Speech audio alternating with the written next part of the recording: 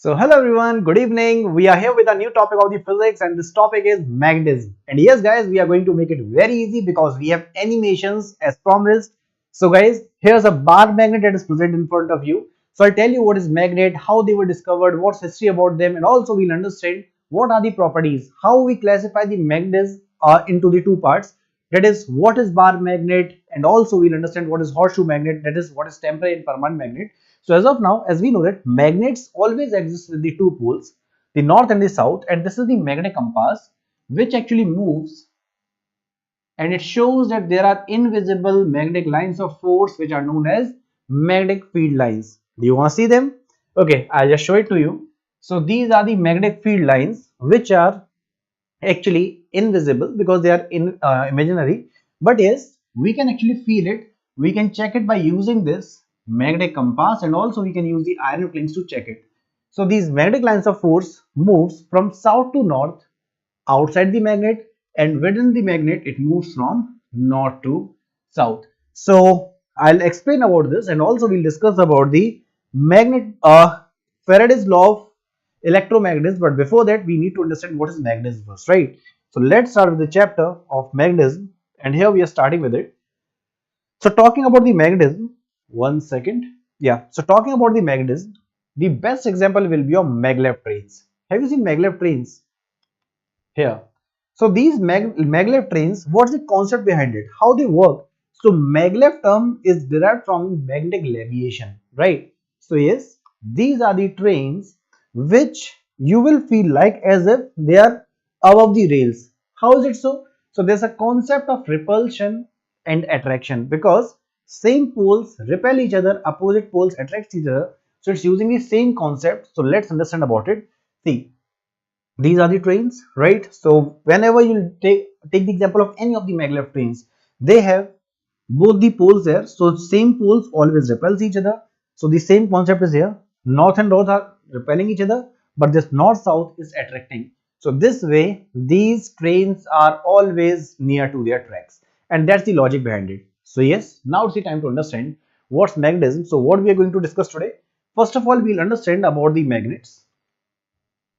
Then we'll also discuss about the magnetic lines or magnetic field lines. Then we'll understand the electromagnetism concept. So let's start with the application of magnet first. So yes, where do we see these magnets? So we have seen these magnets in a lot of places. The best example is your speakers. So if we'll talk about the radio speakers or the television sets, yes, we are using all over there. So it's there in the refrigerator, it's there in our radio and stereo speakers, it's also there in our audio and video cassette players, it's there in the children toys, it's there in our hard disk and floppies, which are not yet common these days, obviously. So these were used in 90s. It's not used now, but yep, here also magnets were used. So if I talk about the properties of magnet, what's that? So it has an attractive property. So it attracts the iron, nickel, cobalt, and also it has repulsive property as well. But when same poles are in front of each other. So here, what are the properties of the magnets? So poles, that is, magnets have two poles, one north, another one is south, and yes, they always exist in the pair. So this is the example that can be taken from our childhood. We all have played with a magnet and we have seen that if magnet is dropped, what happens? That magnet divides into two parts, right?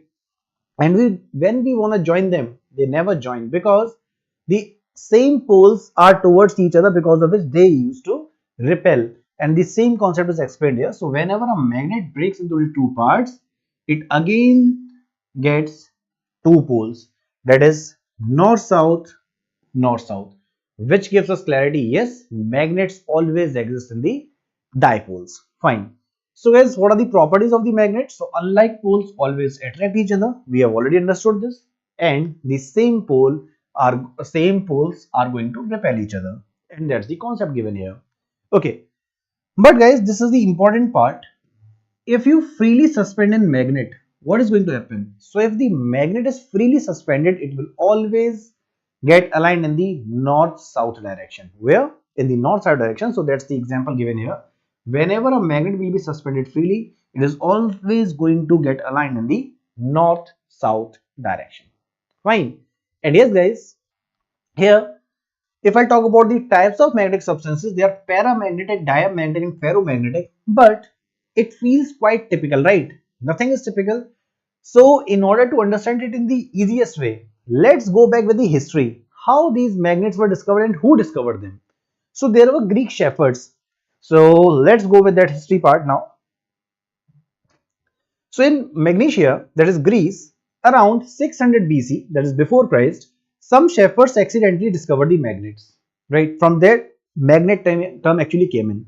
Okay. So later Chinese found that the magnets possess the property to show the direction. So they started using it in the navigation tools. And I've already given you the example of magnetic compass that I've actually shown you in the very starting. Obviously, I'll show it again. But as of now, yes, Chinese used that concept in order to navigate, because when this trade and commerce was done, so yes, we had to navigate, because when ships were traveling different countries, how could we know the direction in the sea, right?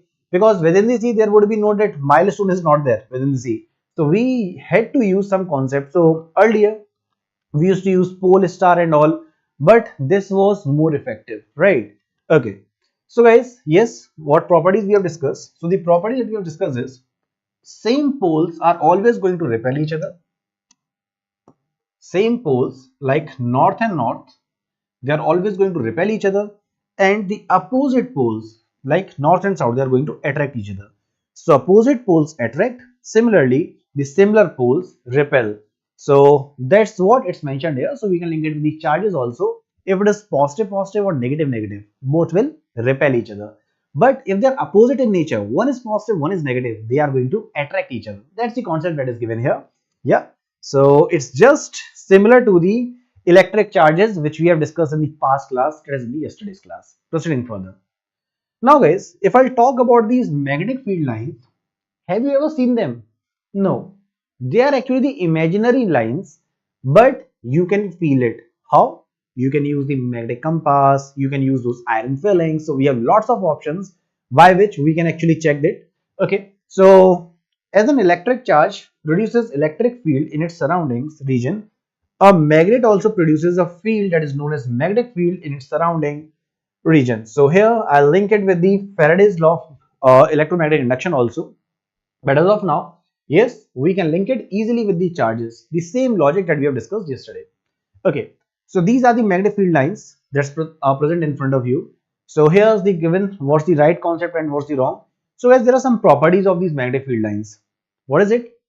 These lines never cross each other. Yeah, they form closed loops, but they never cross each other. And also remember that these magnetic field lines come out from the southern part and enters into the north, but that's outside the magnet. What about within the magnet? So within the magnet, the concept just reverses, and yes, that moves from north to south. So that's what's mentioned here.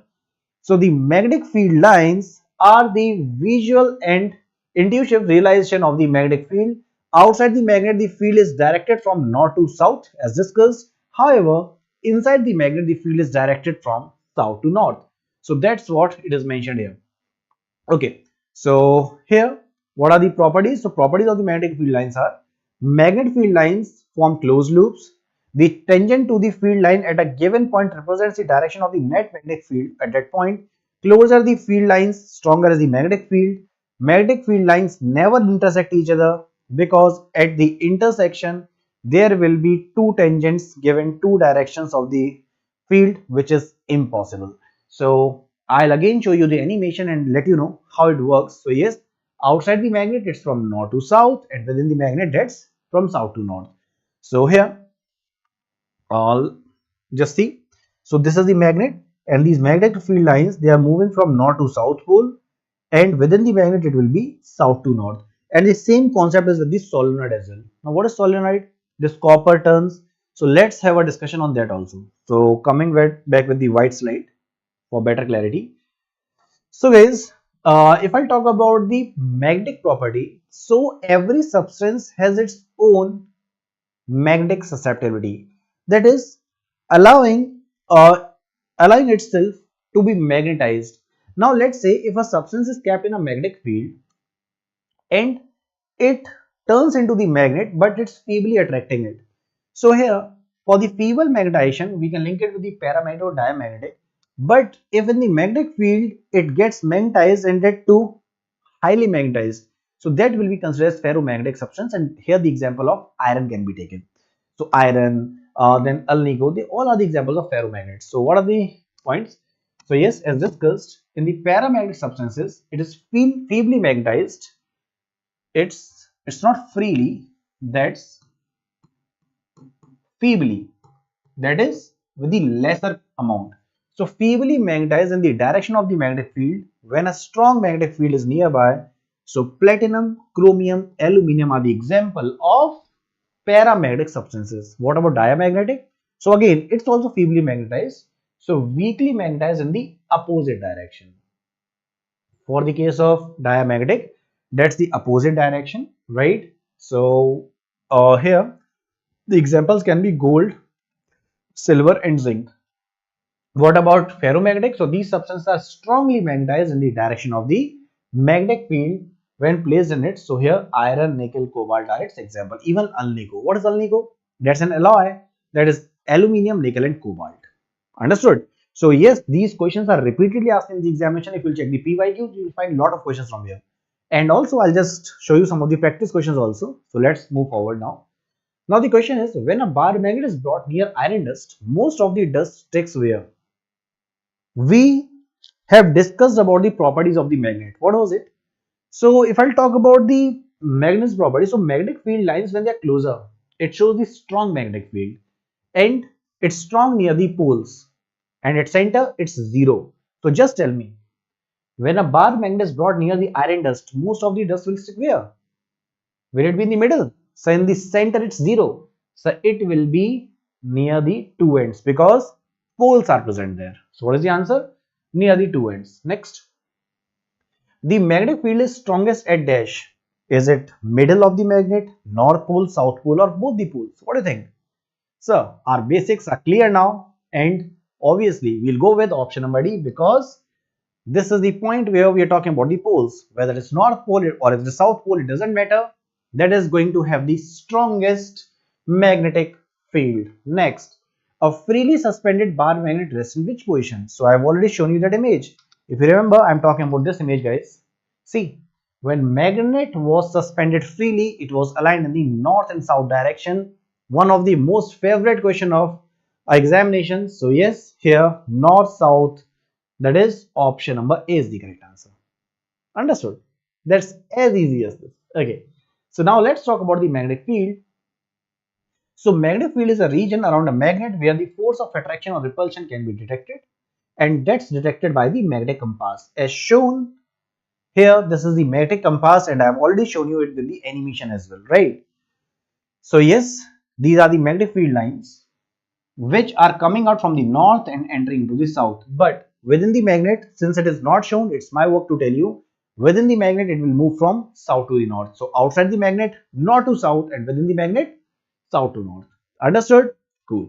Next, so magnetic field lines, these are the paths around a magnet along which the north pole of a magnet compass needle tends to move. Next, so magnetic field lines can be observed by sprinkling the iron fillings around a magnet and also by moving a magnetic compass around a magnet.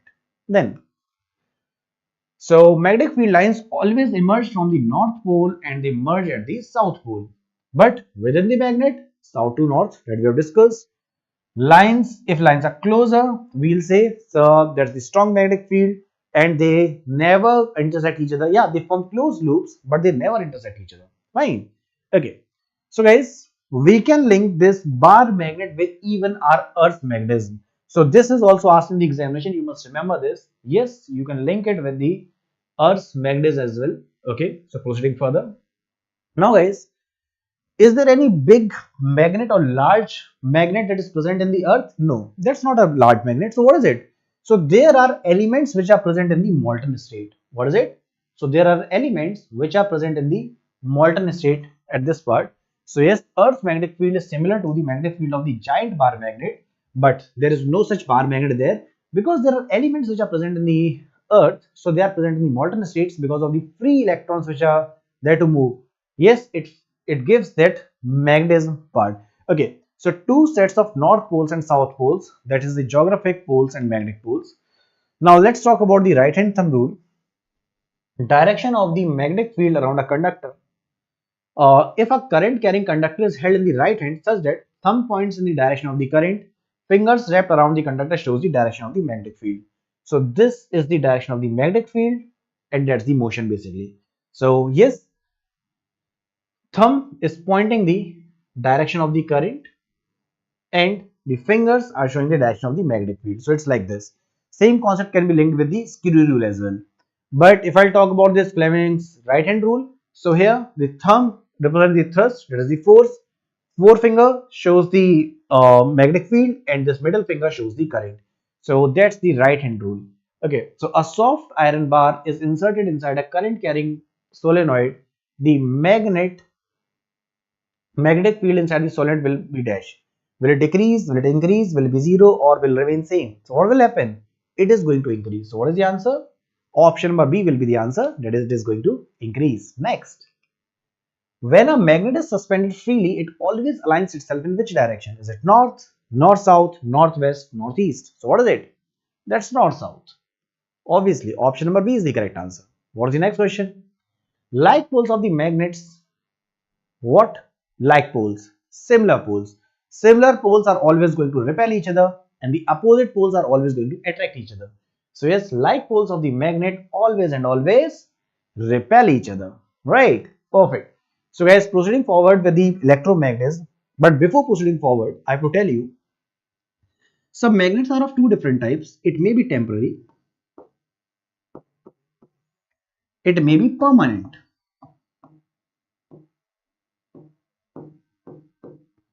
So permanent magnets are the magnets which retain their magnetic property for a longer time, like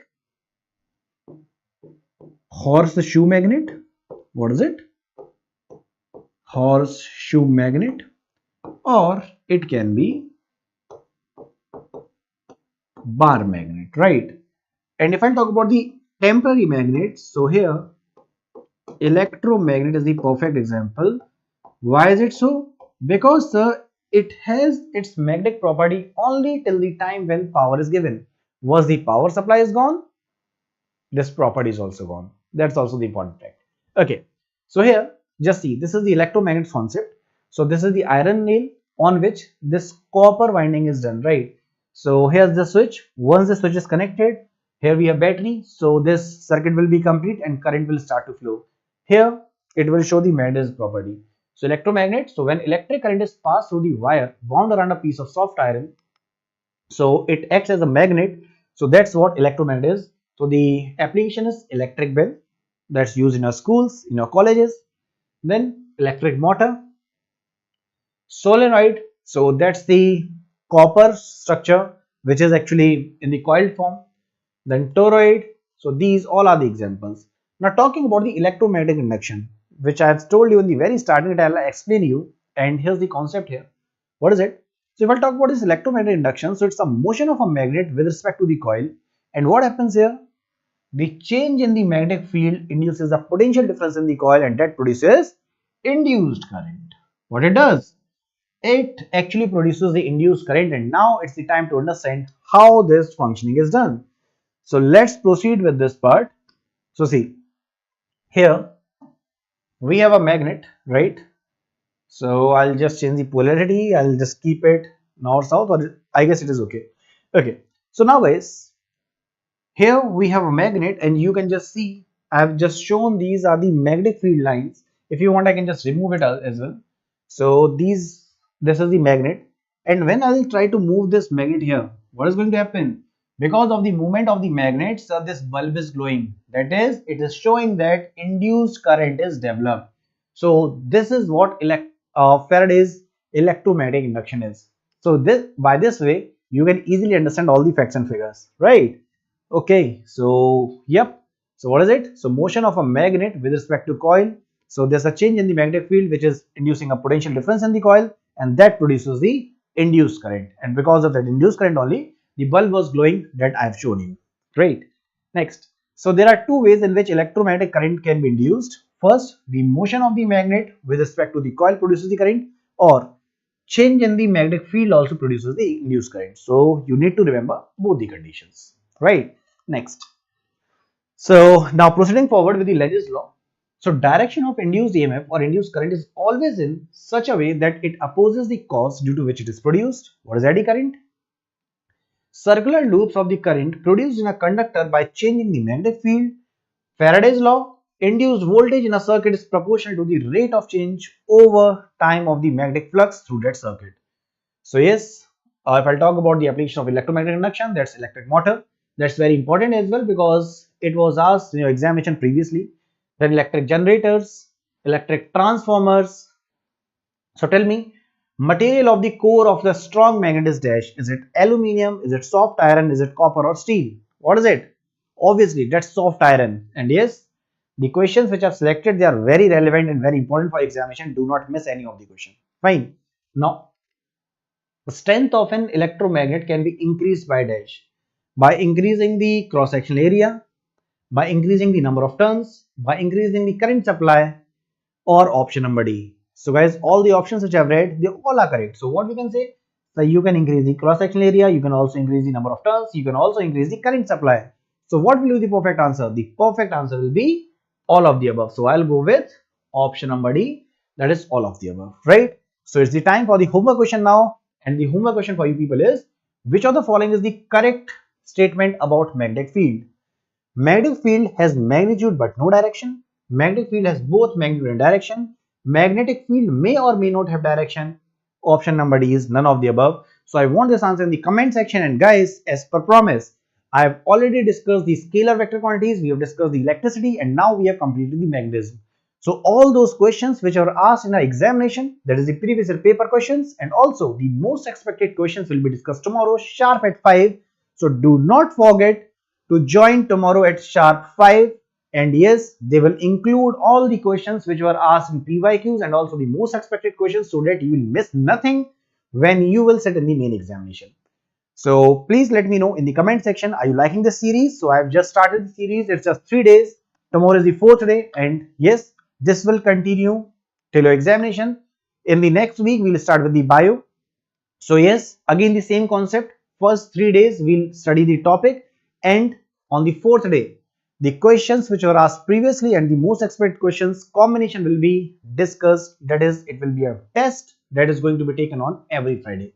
So guys, we'll meet now on this Friday, I mean tomorrow, and we'll discuss the 3 topics. So I'm giving you a homework question also. You need to answer this and also tell me how was this session. Fine. So we'll meet tomorrow now at 5. Take care guys. Bye bye. Jai Hind. And yes, for the examination, all the very best.